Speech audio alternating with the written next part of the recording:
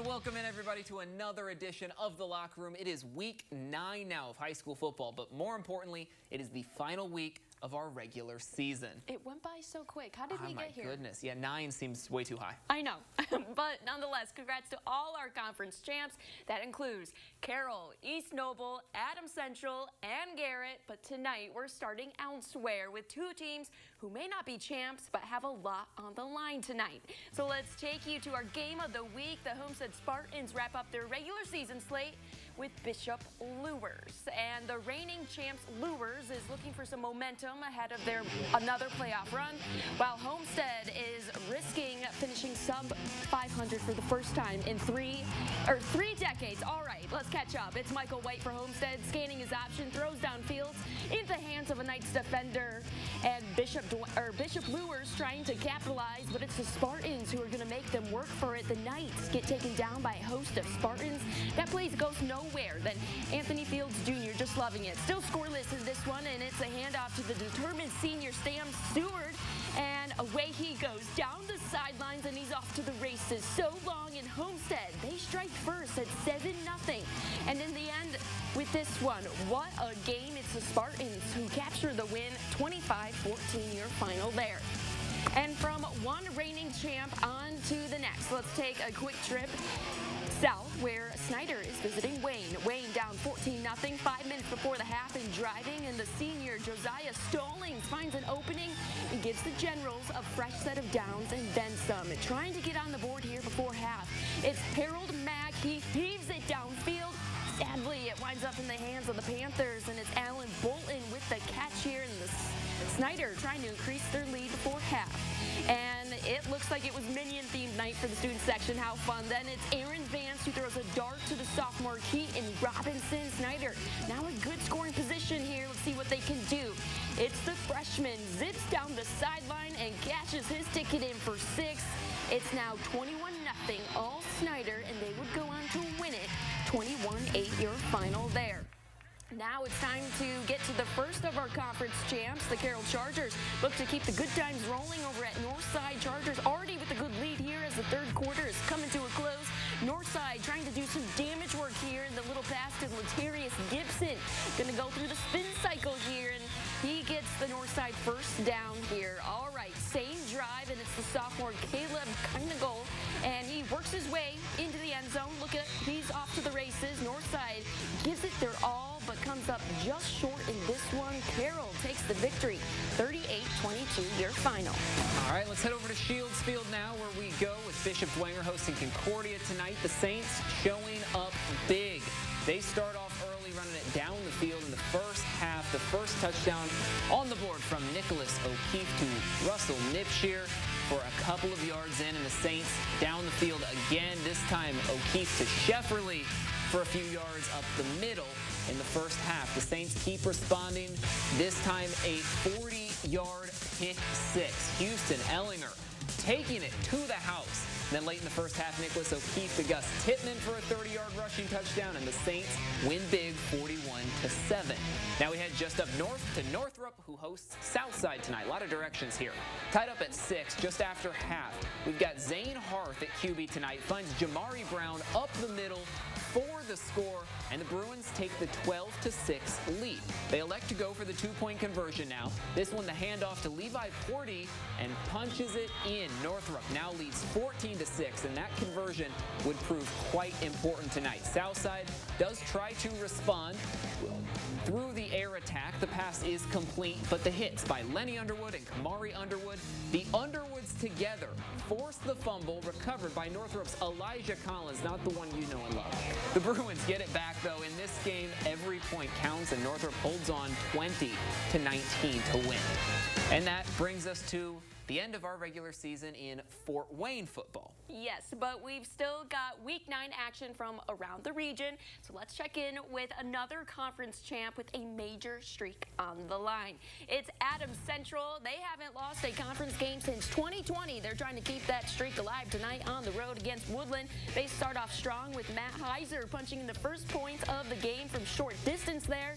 And then we're going to fast forward into the second quarter, up 14 now. Jamison Roche keeps it himself and finds the right corner. In he goes. He scrambles, yards for the touchdown.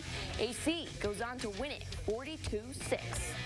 And moving on down to Bluffton now, they host out of region Franklin County Wildcats. This one comes down to the final seconds. Bluffton needs a score and gets one from the Axton Best to Trey Bustos combo. But hold on a minute, a penalty on the Tigers brings it back. The score comes off the board here after the celebration. Bluffton now has one untimed play from the 17-yard line to win.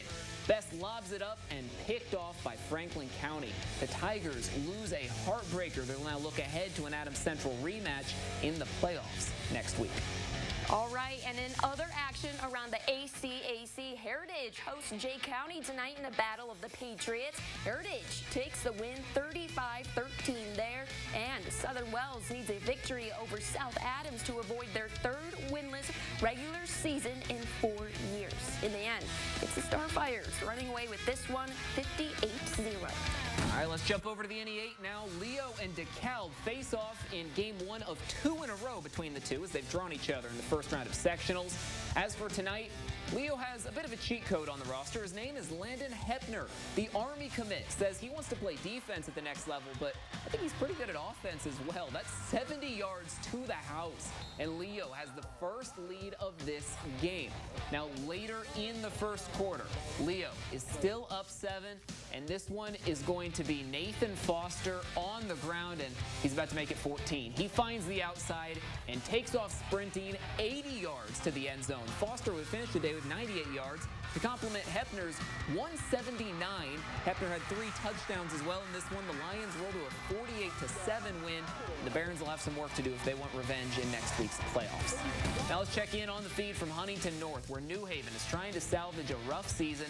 First touchdown, that is Tony Decker to Tatum Brooks. He finds him 15 yards. Now the second score, QB draw by Tony Decker for a few more yards. And before the half ends, Decker is just having himself a day. He links up with Marcus Linker, 5-yard touchdown pass, and Huntington North goes on to win big 51-8. All right, and also in the NE8, we've got Columbia City and Norwell. The Eagles cap off a strong season with a 49-7 win over the Knights. Then, conference champs East Noble travels over to winless Belmont. This one goes how you'd expect it. Belmont will need a playoff win to avoid a third straight winless season. East Noble ties a school record, winning this one 75. Yeah, that's not a typo. 75-7.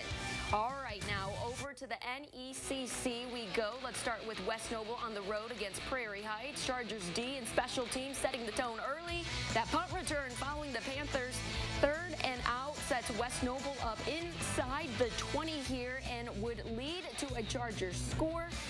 And then that was Jalen Schaefer on the return. Ensuing drive here, Prairie Heights goes 3 and out again. It's Schaefer on the return again. And this time he is taking it on home for 6.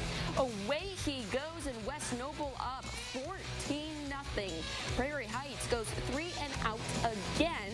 And on the ensuing Charger drive, it's Fernando Macias walking it in for 6, and the Chargers score 28 in the first. And in the end, in this one, West Noble charges past Prairie Heights big time with the shutout win, 55-0. They will travel to Angola for sectional play next week. All right, and speaking of Angola, the Hornets were at home today hosting the Eastside Blazers, and we're going to pick this one up after halftime. Eastside in a hole, trying to scrape their way out of it, but the bad snap, that's on 4th down 2. Recovered by Angola's Landon Hussard. So very next play for Angola, how about QB Hawk Hasselman? 65-yard scamper, completely flips the field and sets Angola up big in scoring position, just a few yards out from scoring it himself. But a few plays later, it's Dallas Davidson, and he's going to finish off the drive for him with a touchdown run himself. Conversion was unsuccessful, but that's okay because the Hornets hold a 25-point third quarter lead. So to the fourth we go. Eastside comes up empty on their next drive. Angola with the ball again. They would throw a pick here, and that jump starts the Blazer offense a bit, but not enough. Hornets win 25-7. They end the regular season with a 4-5 record. Playoffs up next. Hopping around the rest of the NECC now. Churubusco hosting Fairfield to cap off their regular season, and Fairfield crushes the Eagles 42-18. Then we got Lakeland hosting non-conference Jimtown, with the Jimmies jimmying out a victory 44-34. Then, of course, it's the conference champs in Garrett. The only undefeated Northeast Indiana team holds strong against winless Central Noble. Garrett stays undefeated, railroading Central Noble 62-14 your final.